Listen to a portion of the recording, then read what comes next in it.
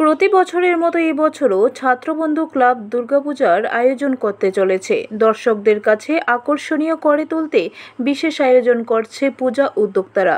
শনিবার ছাত্রবন্ধু ক্লাবের পক্ষ থেকে সাংবাদিক সম্মেলন করে একথা জানান উদ্যোক্তারা।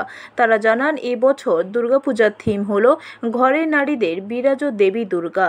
এবছর এই থিম বেছে নেওয়ার পেছনে মূলত উদ্দেশ্য হলো প্রত্যেক নারীই দুর্গা। এবছর পুজো মণ্ডপের ভেতর দেবীকে ঘরোয়া সাজে সাজানো হবে।